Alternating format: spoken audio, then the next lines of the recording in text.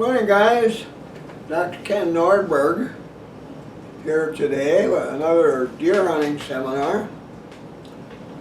Recently back from 2 weeks of hunting whitetails in Minnesota's northernmost wilds within sight of the Canadian border.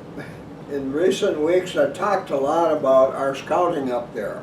All my sons and I spent 11 to 12 days scouting this year, during 2 to 3 trips, not including the trip John and I took up there the end of last May. We knew it was going to be tough, so we scouted a lot to get ready for this hunt. Beside me here, you probably noticed I have another one of my simple colored maps. And believe it or not, the hunting part of our recent hunt can be summed up in this one map. It's kind of simple. To start with, Dave, for years, had a tree stand up here on top of a high rock, a tree on the rock, and stand way up there. And sitting up there, he would be about 30 feet above the lowland in this area. The lowland in this case, not a wet lowland, there's some water out there, but this lowland is a clear cut. Part of this whole big huge area out here was one gigantic clear cut a number of years ago.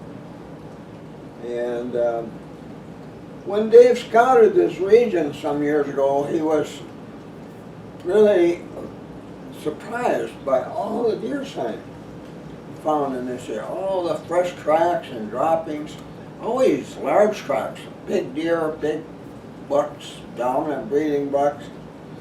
Also, you see wolf tracks quite commonly throughout this area as well.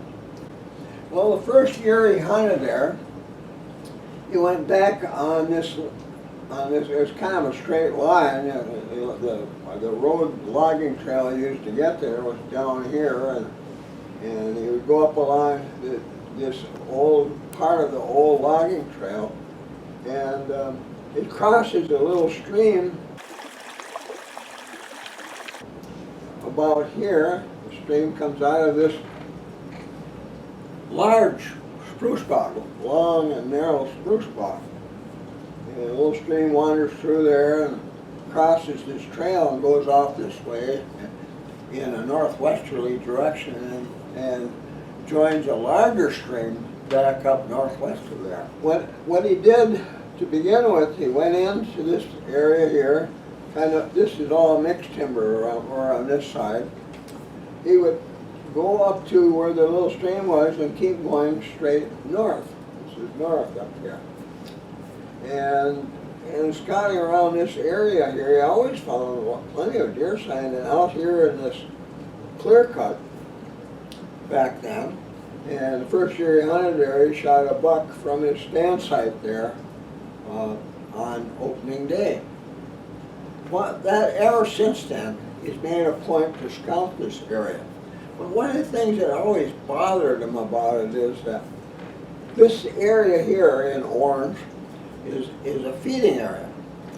And in the summer there's spots that are kind of open in there, although it's starting to get covered fairly well by second growth popples, or what you probably know as quaking aspens. And they can spread like crazy with roots underground and cover an area so thickly that you can't see 30 feet through it. And there are a number of areas in our hunting area that were logged within the last 10 years that are like that today. You just can't hardly see very far in there. Well, what bothered him about that is whenever you have a wind from the south or west or northwest or southwest, but whenever he took to this trail to head up to the tree stand, the wind would announce his arrival to all the deer in this feeding area, blowing in that direction. And that was always, finally last year he said, you know, I've got an idea. Instead of going all the way out there, I'm going to set up a stand down here. Then we'll travel near as far, go across a little stream and go up along this edge here. Actually, when his trail dips into the side of this big spruce bog, because to make use of relatively dense cover during this final approach to that stand site. Now, instead, in this case, there's only, you know, a south wind might be all right, but using a south wind following along this trail, it would kind of fan out and start getting into this area where the deer would be feeding in the early morning. He didn't like that, but when the wind was from the west, his fresh scent, like I said before, would tell all the deer in there, here I come, you know, and it made a difference in his hunting success there. And it really bugged him because he knew there were big bucks out there every year. But he never was successful because of the wind direction, because the wind was always carrying a scent into the feeding area as he went to that stand site. So by putting a stand site here, down here at the bottom of this browse area, his scent would be blowing in that direction, you know, this direction, or from north this way, or north from this way, or from the southeast. As we had a lot of southeast winds this last year. They were blowing, I would blow it up this way, away from the feeding area. And so by moving it there, he could hunt that feeding area under a variety of different wind directions. And so, opening morning, the wind was from the northwest to start with. Later on it switched to the west, but it was never quite fully west. And he thought, perfect, I like that. So that morning before he left his camp, the camp is a mile back from there, back short in this direction, way down here somewhere. But before he left camp that morning, he offered the use of this stand site to his wife Lindsay, who's been coming up there for 3 years now, and she's a real trooper up there in the woods. She'll walk around the woods, usually closer to their camp, their big tent, and but she hunted alone on her own quite a bit up there, and I have to give her credit for that. I've known few women who could do that, but she's gotten so she knows this area pretty good. But I think, anyway, she declined because she thought she wanted to hunt in another area she knew pretty well. I'm going to go there. It's easier to get there. That's probably was underneath it all. And same way with his son Tyler. And then he offered this stand site to his son Tyler as well. Tyler turned out because he had what he figured was the perfect stand site, like all of us, I don't know, that morning, and he wanted to go there. So Dave said, all right, well, I guess I'll go there. So when he went in and the wind was blowing from this direction, well, those deer had no idea he was there. That might be out there feeding in that area. So he followed this around, and here's where the difficulty happens, because it was too open.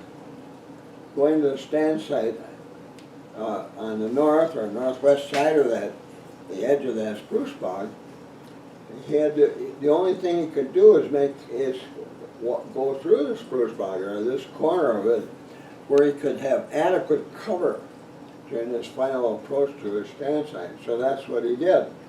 Well, this year, spruce bogs in our country had water in them. They were dry before the season started, when they started in late October and in early and late October. Water in none of these spruce bogs had water in them, but by the time hunting began, they were all wet. They all had puddles of water in them. And also our elder swamps were full of water, and our ash sloughs with deep grass, they were full of water all over the place. So this is not an easy walk through here, even though it isn't real far from from here over to the stand side. But I think the others said, oh, I don't want to walk in that wet swamp, that bog. So they decided they went on somewhere else. But even in that, at any rate, that's the way it went. Dave had this figured out, and he went through the edge of the bog and got to a stand site right there.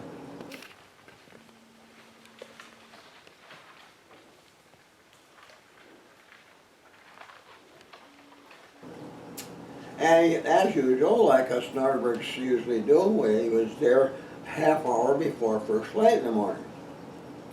And you've heard me say it before, but the reason we do that is because if there are deer out here feeding in this area, though they couldn't see you, it would be really tough for any human, even you, any of you who think you can walk in the woods without making any sound. None of you could get to that stand site without deer that might be in this part right here, knowing something is coming. Occasionally you hear your footsteps, occasionally little soft twigs or maybe bigger ones snap loudly under your foot as you come now and then. And if it happens a lot, those deer know, hey, here comes a human, because wolves don't make that kind of noise when they're approaching, and neither do bears, although the bears were all hibernating by then. But moose, even moose, can walk through the thickest cover without making hardly any sound.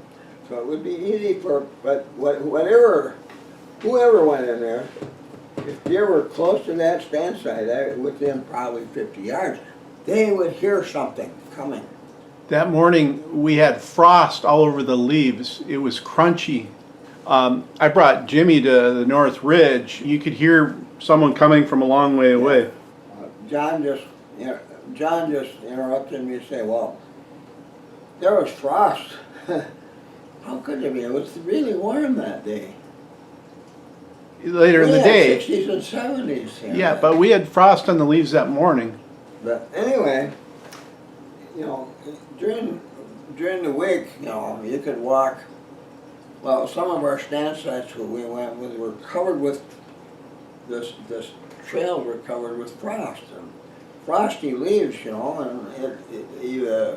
warm weather had melted all of the snow up there in the first couple of days. But exposed leaves that are frosty are like walking on Wheaties. Oh, there's no way a human could, you could pick her up, feet up, put them down lightly, but it would still go crunch, crunch on your feet. So, but anyway, Dave did it right. He went in there, got in his stand site, half hour before first light, and because, I figured, well, no matter how good I am and how careful I was, those deer that were in this area would have heard my footsteps now and then, not all the time, because we walk softly. But, when a whitetail can't identify you, they might hear occasionally sound that might be made by your boots as you approach your stand site. If you got a good cover between you and the area where they are, they can't see you, and if you're downwind or crosswind and they can't smell you, they won't run away. They'll be curious though, plenty curious for a while, for at least a half hour. After you get there and you're silent and sitting very still at your stand site, and you got a tree stand there, sitting there, after a half hour, so whatever it was, it can't be serious. It's probably gone now, walked away without us knowing it, or it was harmless to begin with. Maybe it was a fisher, or a pine marten, or a squirrel, or something like that. Well, anyway, we sat there for a half hour. Shortly after first light opening morning, I was sitting there. He noticed a buck on the far side of that clear cut. Now this wasn't an open farm field. There was plenty of young popples or quaking aspens growing in there, getting 6, 7, 8, 10 feet tall.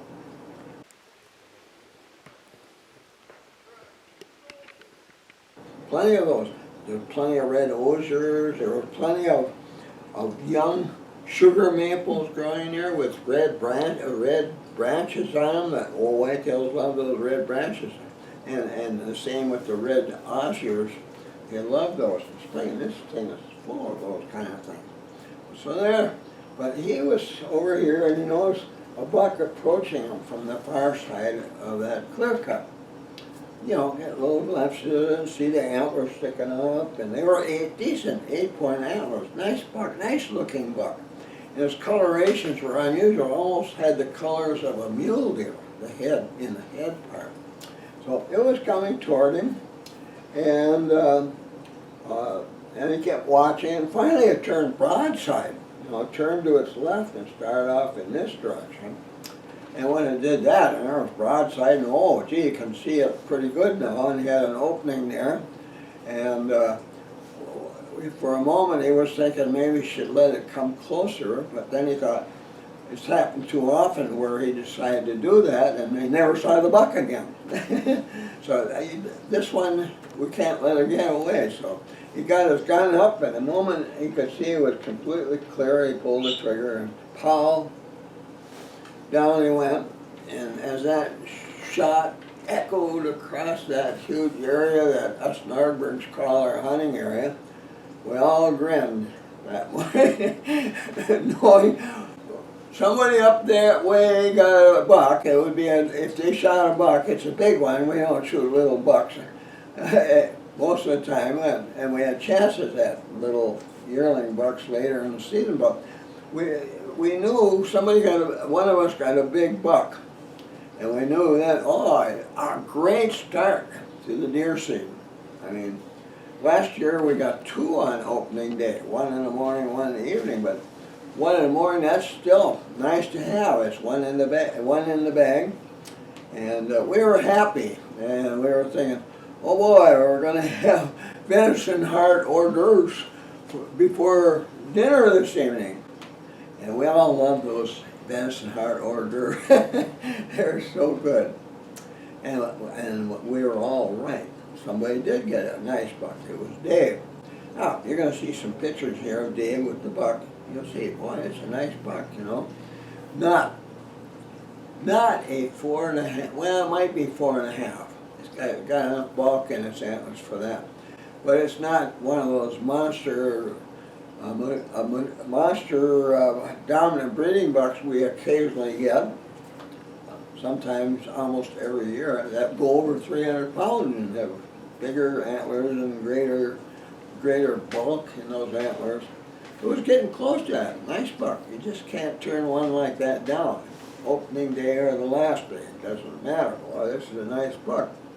And so, fine shooting, chest shot for both rounds. It just went a few feet and dropped, and that was it. Now, one of the things we did this year, you know, after he got that buck to camp and got help dragging it from the woods, either not so far to this old road and down this old logging trail, relatively easy dragging on it.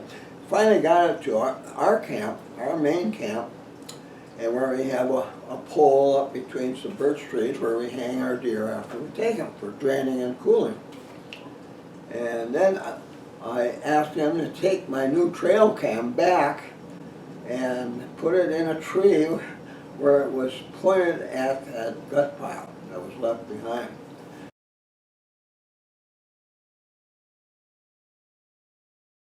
This is for our new wolf research project here in Minnesota. So he put the camera in the tree, and that sat at that spot all deer season. And I didn't get a look at those until just the other night. All the pictures, every one of them. Boy, there were a lot of bird pictures in there. The ravens and the Canada jays, or gray jays, as they're now called. And there was even a buzzard there with his turkey head and neck sticking up. And I said, oh, look at that, a buzzard. We have them in there. They're not as common as in other places, but they hang around. And they, like ravens and wolves, key on our gunshots. Well, before the day was done, the wolves were on that gut pile, and we got pictures of them. And there's a little bit of a distance there. My little camera is good for 60 feet, and lots of infrared flash going with it. And so we got quite a number of pictures of those wolves there. And this year our wolf pack is the smallest it's ever been. So 3 mature wolves in the pack. 2 are black. If you're up real close, they would probably be grizzled black. You'd see little gray hairs all over in the fur, but they are black. And one we'd call a gray wolf, but it's kind of multicolored, gray around the muzzle and on the sides and underneath. A really beautiful animal. But well, they made quick use of that gut pile, which they have to do nowadays because they're starving. They're having a hard time finding adequate food. And that's part of the story I have to tell you here. You know, I've talked about this before, told you how serious this wolf problem in Minnesota, northeastern Minnesota is. Well, it's worse than I ever expected it could be. And that was a big surprise. But anyway, we got pictures. One of the interesting things is that not only did we get pictures of those wolves on that gut pile, but got pictures of another 8-pointer.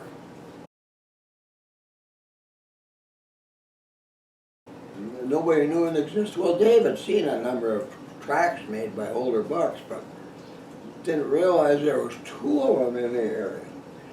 Also, a bull moose walked through that area, right close to that area, and a doe and fawn were up there. I didn't see the fawn, but Dave said that doe had a fawn, and he'd seen them.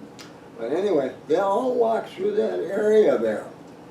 And it seems like it's kind of a funnel area here that they just like to go through that portion of that clear cut. And so we got all these animals going by that gut pile. You know, the gut piles aren't as alarming to deer as we used to think, or I used to think. I did all these deer, well, not all the deer, but a couple of them anyway, walked right by that gut pile after the deer was shot. But at any rate, not one bit of that gut pile went to waste.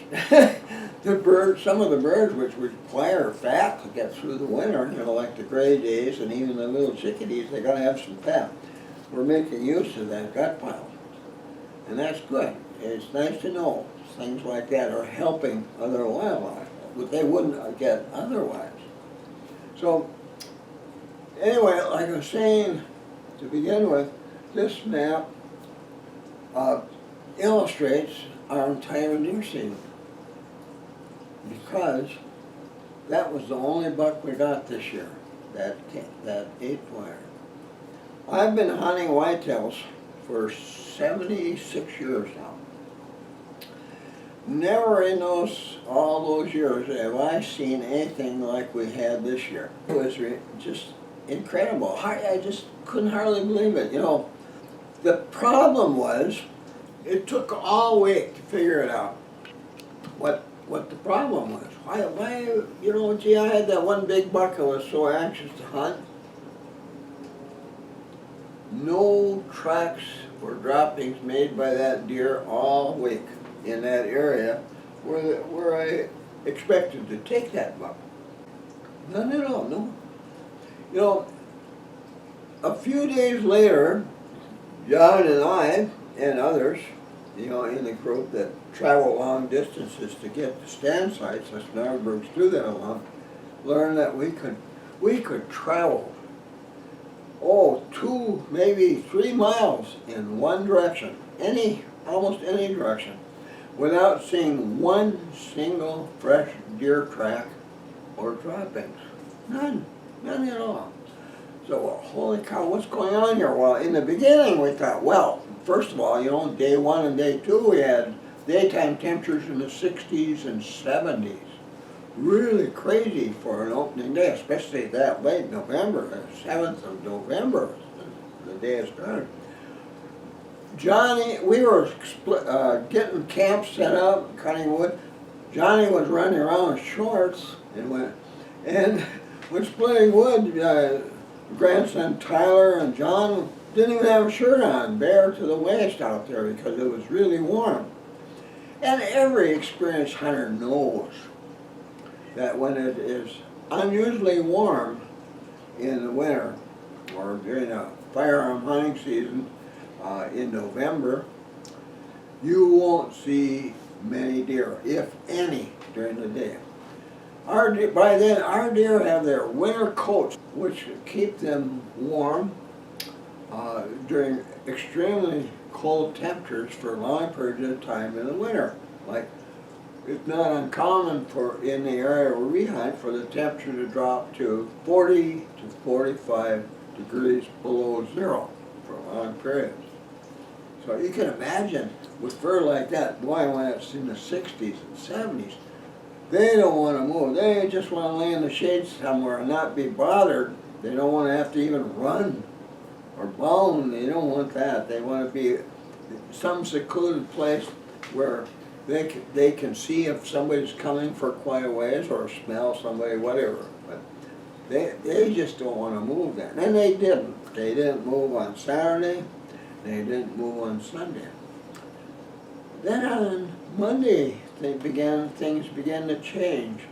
By afternoon, temperatures were down in the upper 30s, or in the low 30s, and we were having freezing rain. And that might not seem serious, but rain or not, us Nordbergs get out there. After all, now it's time to hunt, and we don't have other times to do this, so we get out there anyway.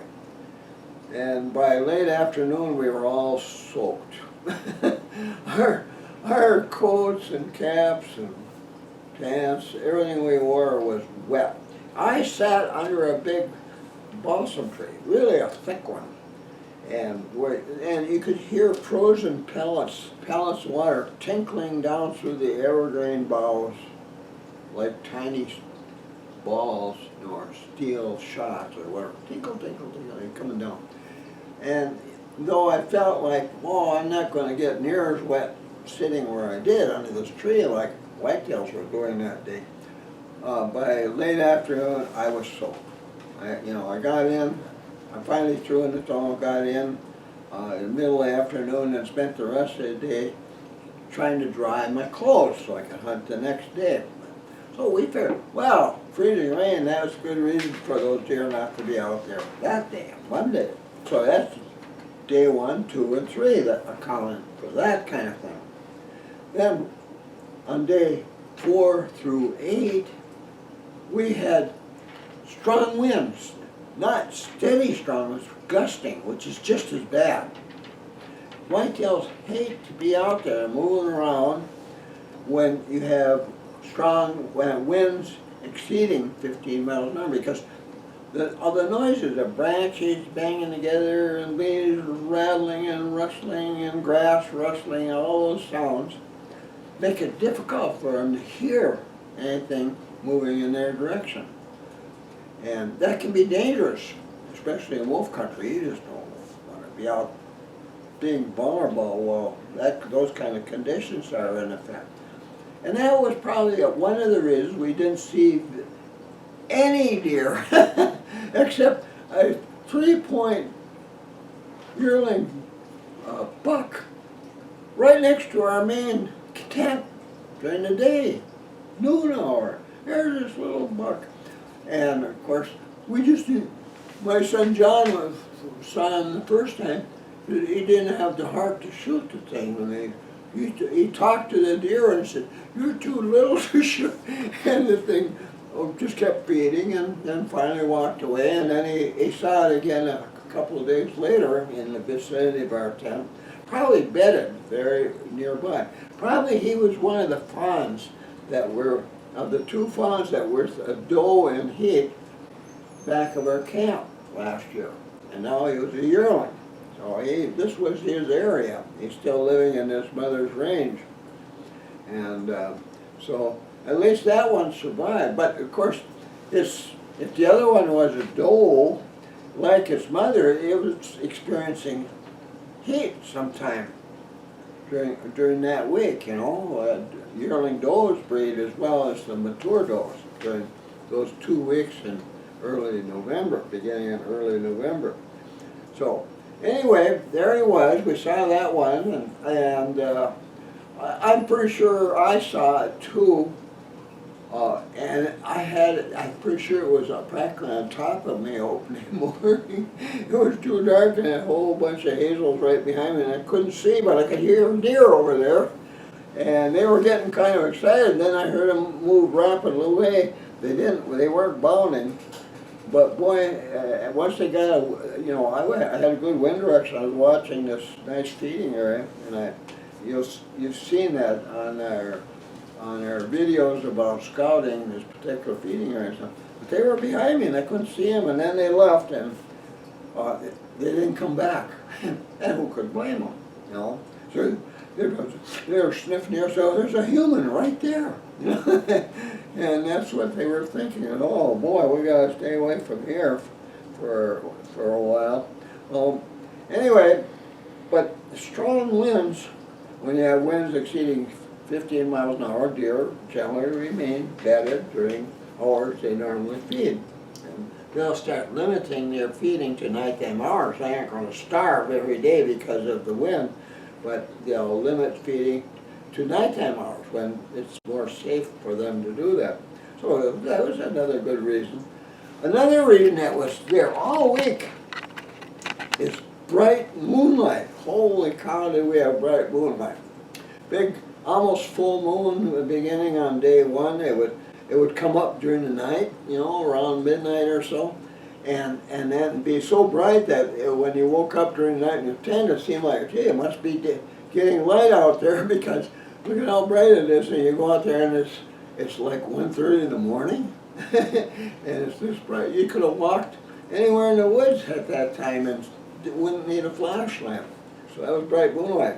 And the moon kept getting smaller toward the end of the week. But even on Friday night, the evening before the last day I hunted, we broke camp on Sunday, we had moonlight.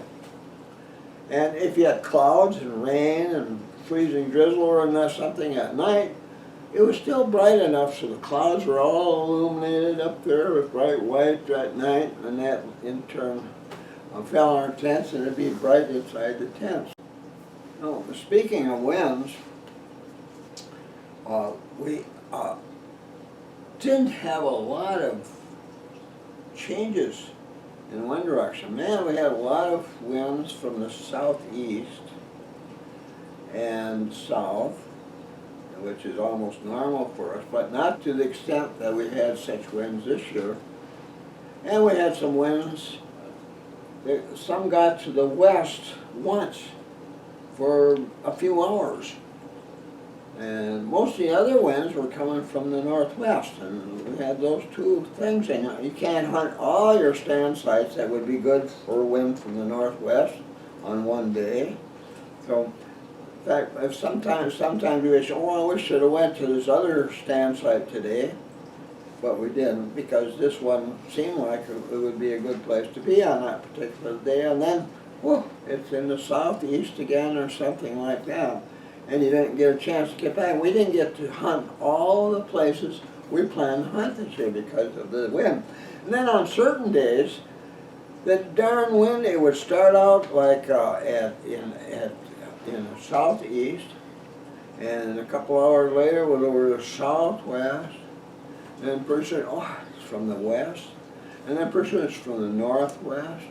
And you just get settled somewhere, and the darn wind was wrong from where you were sitting, you know, and it made it tough. You know, I get letters from hunters all the time, emails wondering what to do when you got winds changing like that.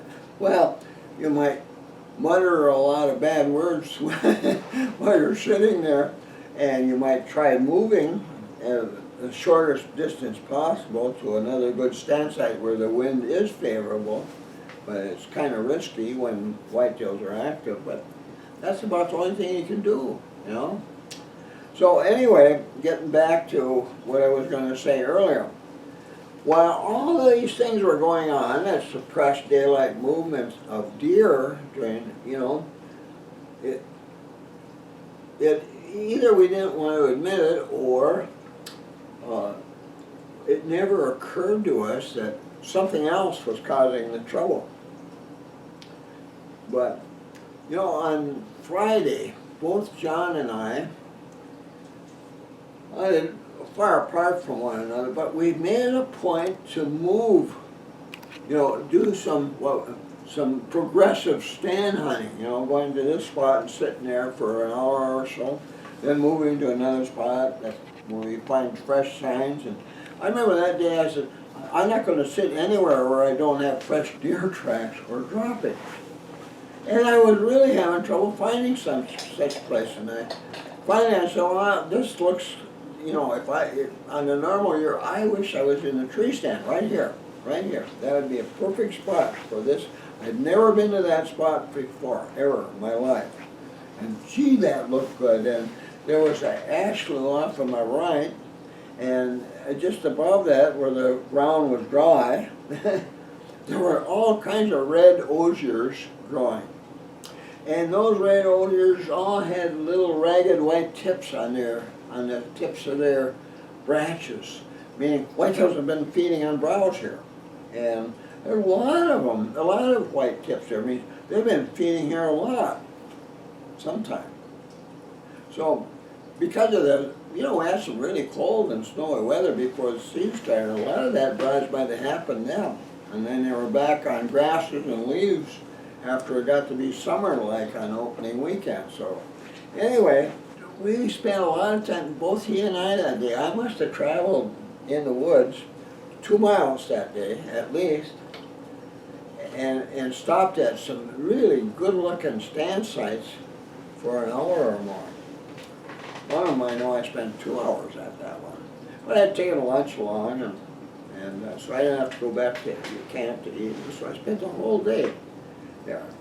And I found some really dandy-looking spots. And then, but I did find some fresh tracks. I was going to say no, but I found some tracks of a deer. I would guess it was a yearling. It was the three-pointer. Had gone into a woods on the back side of an older clear cut, and then out again into the clear cut. I said, well, those are fresh tracks. It's not a big buck. It's no 4.5-year-old, that's for sure, but it gone up there. Then where I went a little farther that day, I found another set of tracks with fawn tracks in the same general area. So there was a doe and fawn out there at feeding too that day or that morning. Then I got around to the other side of this clear cut, and I didn't find anything all the way back to camp the rest of the way. So that wasn't many deer. I had 3 deer in a huge area. But where were all these other deer that we thought we had while scouting earlier? 11 to 12 days scouting this year, during 2 to 3 trips, and thought we had a lot of deer, but we didn't. And it was hard to believe that because of our scouting. We thought, gee, there should be all kinds of deer out here, but there wasn't. And when I started thinking about it and putting it on paper, well, I had about 3 deer per square mile in our hunting area during the hunting season. Now that's really remarkable. Last year, we had almost 6 per square mile.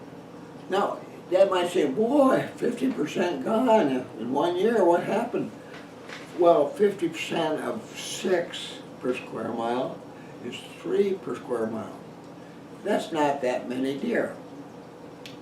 Then we learned from the trail cam that our wolf pack had gotten to be the lowest in number of any wolf pack we've ever seen in that area in 31 years. We started out in 1990 with a wolf pack, 11 mature wolves and 2 pups. And they kept getting smaller and smaller. After 2010, they had no pups in early November. They might have had some, but they didn't survive until early November. And the packs had been reduced in numbers from 4 to 6 after that time, 4 most years, so 1 year 6 during that after 2010. Now, that's typical when wolves are not getting enough to eat. They're suffering from a lack of adequate nutrition normally provided by venison. Well, they didn't get many deer between last year and this year, but they were 50%. I mean, it seemed like a lot, but it really wasn't that many that were not there anymore. We had hit an all-time low in deer numbers in an area by the beginning of our hunting season this year. And our wolves, our wolf pack, such as it was, only 3, 2 black ones and 1 gray one, were hunting daily during a 5-day period during the 9 days we hunted there. And they were howling during the day at different times, and boy, the first time I heard them, they howled, well, that was the first and second time, but they howled out in the logging road about 30 feet, 40 feet from my tent where I was sleeping alone this year because of COVID-19. I wake up, holy cow, the wolves howled just briefly right out in front. And I said, oh, they're probably just saying hello and we're just passing. I don't know, but I give them credit for that because they've done things like that in the past. But, so they were there for 5 days providing competition during daylight hours, but they have to hunt during the day as well as at night because they aren't getting enough food because deer numbers are so low. But the number of deer that I eat now are making a huge difference in whether they're there or not. You know, not many deer seen under those circumstances, and that's what we were looking at this year. Besides the photos we got of our wolf pack, this year's wolf pack, John took time to photograph wolf droppings.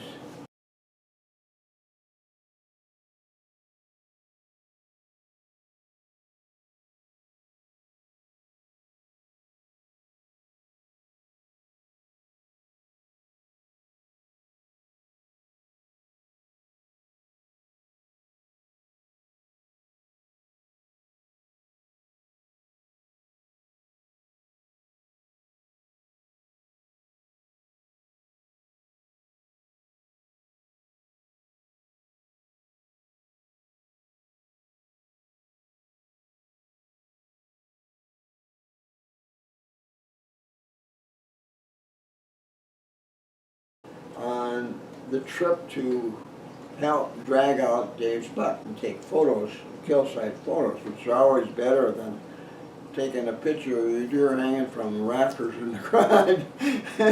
The kill site pictures are so much better. But anyway, he went out there to help bring it in and also to get the kind of photographs we like to have for YouTube presentations and magazine articles. Right now I'm just finishing up 2 magazine articles about our hunt and things that happen there for Midwest Outdoor Magazine. I've been a feature writer for Midwest Outdoor for going on 40 years now. Can you imagine that? A long time. But anyway, that's what we had this year. And it was hard to believe, and we didn't want to believe it to start with.